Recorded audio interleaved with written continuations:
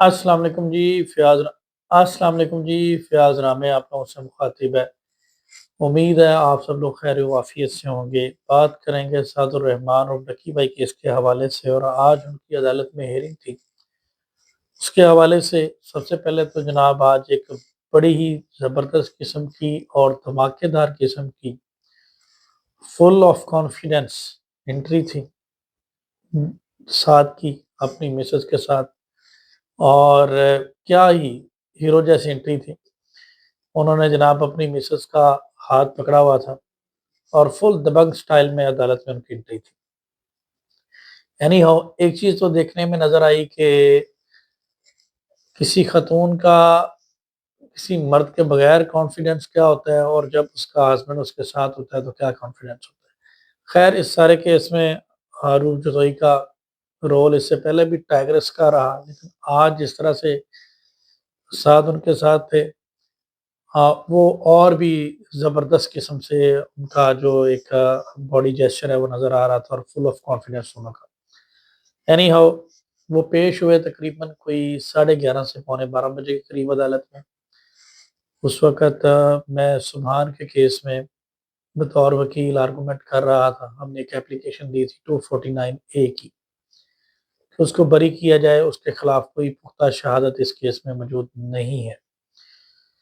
तो जिस पर हमने दलाइल दिए अदालत में, और इसमें एक बड़ी इम्पोर्टेंट चीज़ है कि साद ने भी सुबहान की फ़ेवर में अपना एक स्टेटमेंट रिकॉर्ड करवाया अदालत के सामने, कि सुबहान जो कि उसका मैनेजर है, उन्होंने बताया कि वो तो लास्ट 3 मंथ से उसके पास था सिर्फ, और उसके घर के कोई छोटे-मोटे जो काम होते हैं और अदर वर्क देखता था, और उसका इस केस से कोई किसी किस्म का कोई कनेक्शन नहीं है, कोई रोल नहीं है।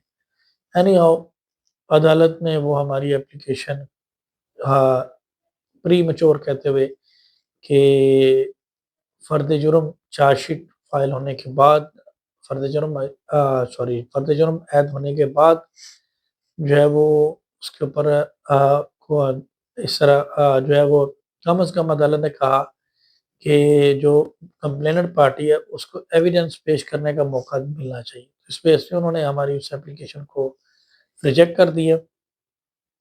बहरहाल टेक्निकल ग्राउंड के ऊपर किया गया, इसके लिए दोबारा कोर्ट से इंशाल्लाह रुजू करेंगे जब अप्रोप्रिएट वक़्त आएगा।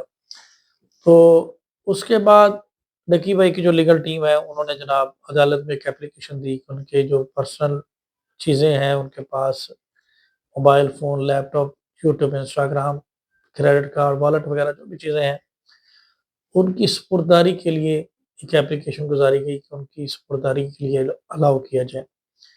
जिस पर ऑनरेबल कोर्ट ने नेशनल साइबर क्राइम और प्रोसिक्यूशन डिपार्टमेंट को नोटिस किया कि वो इसके जवाब में आकर कुछ कहना चाहते हैं तो वो कहें। तो जनाब अब बहुत जल्द लकी भाई को यूट्यूब चैनल भी वापस मिलने जा रहा है। अच्छा, इसमें बहुत सारे लोग सवाल कर रहे थे कि ये चैनल मिलेगा या नहीं मिलेगा? देखिए, ना मिलने वाली तो इसमें कोई बात ही नहीं है। हाँ, ये सारा का सारा केस मैंने आपको बताया कि बेसलेस था, पहले भी हम बहुत दफ़ा बात कर चुके हैं, ग्राउंडलेस केस है। इसमें किसी किस्म का कोई डायरेक्ट या इनडायरेक्ट एविडेंस अवेलेबल नहीं है। जितने भी एविडेंस क्रिएट किए गए हैं, उनकी कोई हैसियत नहीं है, और कोई भी प्राइवेट पर्सन जिसने कहा हो कि लकी ने मेरे साथ फ्रॉड किया, वो सामने नहीं आ सका।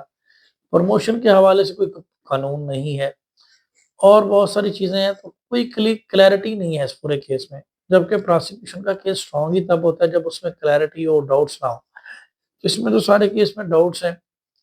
बहरहाल चूँकि एक सिस्टम है, जब कोई फेक केस भी आपके अगेंस्ट रजिस्टर्ड हो जाए तो आपको फिर एक प्रोसीजर के तहत ही बाहर आना पड़ता है। तो ये एक बात तो तय है कि लकी भाई इस केस में 100% एक्विटल का केस है, वो बरी हो जाएँगे, और उनकी ये सारी चीज़ें उनको वापस मिल जाएँगी। लेकिन चूँकि अब जो उनके यूएस डॉलर हैं, तकरीबन $3,26,400, वो केस प्रॉपर्टी के तौर पर, रिकवरी के तौर पर ले लिए गए हैं। वो matter of evidence at the time of evidence, उससे पहले उसको नहीं दिया जा सकता, लेकिन ये अदालत की डिस्क्रिशन है। इसी तरह से यूट्यूब वगैरह है।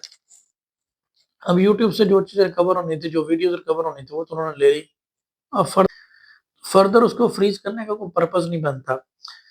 تو اب اس کے اوپر بھی عدالت کی ڈسکریشنری پاور ہے، عدالت اس کو دے سکتی ہے، اختیار ہے عدالت کا سیکشن 516 کے تحت، سی آر پی سی کے تحت۔ معذرت، آج میرا تھوڑا سا گلا خراب ہے، بخار وغیرہ ہے، اس لیے تھوڑا سا فمبل ہوتا ہے آواز میں۔ تو سیکشن 516 سی آر پی سی کے تحت سپرداری جو ہے وہ اسی کو ملتی ہے جو مالک ہوتا ہے چیزوں کا یا لاسٹ پوزیسر ہوتا ہے۔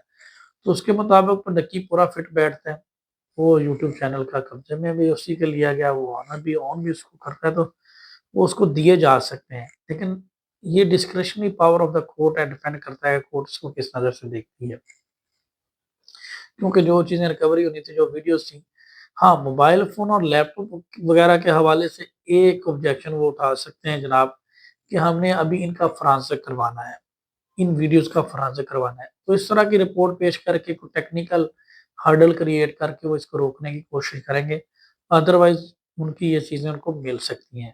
اور لیٹ سپوز اللہ نہ کرے اگر اس سٹیج پہ اگر نہیں ملتی تو in future session court, high court, appropriate forum سے ان کو وہ ساری چیزیں مل جائیں گی۔ مختصر بات یہ ہے کہ یہ چینل اور یہ ساری چیزیں ان کو مل جائیں گی، لیکن ابھی مل جائیں یا تھوڑا وقت لگے، یہ ڈپینڈ کرتا ہے کہ کورٹ اس کو کس نظر سے دیکھتا ہے، یہ ڈسکریشن کورٹ کی ہے۔ تو یہ بھی ایک بہترین چیز سامنے آئی۔ اس کے علاوہ اوورآل اس کیس میں جو لگ رہا ہے نکی بھائی کا، وہ نیشنل سائبر کرائم کے جو افسران ہیں جو ان کے اگینسٹ کیس ہے، میرے خیال میں وہ نہیں باہر آنے والے۔ ان کے اگینسٹ جو ایویڈنس وغیرہ ہے، ان کے اگینسٹ جو مقدمے کو پرسو کرنے والی بات ہے، وہ لگ رہا ہے کہ جناب وہ پورا فکس ہوں گے، اور ان کی حد تک جو کرپشن ہے وہ بھی پروو ہو چکی ہے، اور وہ کسی صورت اب جو ہے وہ باہر نہیں آنے والے۔ تو اوورآل آج کا دن بڑا بہترین رہا۔ ان کی کوئی نیکسٹ ڈیٹ آف ہیئرنگ جو ہے وہ 20 ہے۔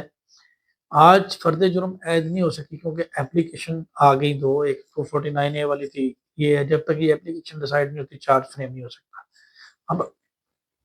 اب اگلی ڈیٹ پہ چارج فریم ہوگا، اور اس کے بعد اپنا پروسیکیوشن جو ہے وہ اپنے گواہ پیش کرے گی، اور عدالت پھر دونوں پارٹیز کو سننے کے بعد